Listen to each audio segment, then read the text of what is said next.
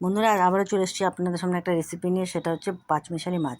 পাঁচমিশালি মাছের মধ্যে এখানে আছে ফলি মাছ আছে, ট্যাংরা আছে, শিং মাছ আছে, পাবদা আছে, আরও 5 রকম মিলে এই মাছটাকে আমি ধুয়ে মুছে পরিষ্কার করে নুন হলুদ মাখিয়ে নিলাম। এবার আমি কড়া বসিয়ে দিলাম। কড়াতে আমি দিয়ে দিলাম সরষের তেল। তেলের মধ্যে দিয়ে দিলাম মাছগুলোকে বন্ধুরা আমি খুব কড়া করে ভেজে নিচ্ছি। আর যেহেতু জ্যান্ত মাছ ভাজে পরেই বেঁকে যায়, মাছগুলোকে আমি লাল করে ভেজে নিয়ে উঠিয়ে ফেললাম। তারপর বেঁচে থাকা মাছগুলো আমি এখানে দিয়ে দিলাম। বন্ধুরা আপনাদেরকে এইরকম ধরনের আমি রেসিপি দিতে থাকি। যদি আপনাদের পছন্দ হয় অবশ্যই আমার চ্যানেলটাকে ফলো করে দেবেন, শেয়ার করে দেবেন আর লাইক কমেন্ট করে দেবেন। আর এইভাবে আমি সম্পূর্ণ মাছগুলোকে ভেজে নিলাম। তারপরে বেঁচে থাকা তেলের মধ্যে দিয়ে দিলাম আমি কালো জিরে আর দিলাম কাটা পেঁয়াজ। কাটা পেঁয়াজগুলোকে আর কালো জিরাকে একসাথে লাল করে ভেজে নেবো। এখন আমি একটা পেস্ট করব। পেস্টের মধ্যে দিয়ে দেবো কাঁচা পাকা লঙ্কা, আদা আর পেঁয়াজ আর সামান্য পরিমাণ জিরে গুঁড়ো। এটাকে আমি পেস্ট করে নেব। আর এদিকে বন্ধুরা পেঁয়াজ লাল হয়ে গেছে। আর এই রেসিপিতে দেওয়ার জন্য আমি একটা ঝিঙে নিয়েছি কুচি কুচি করে কেটে।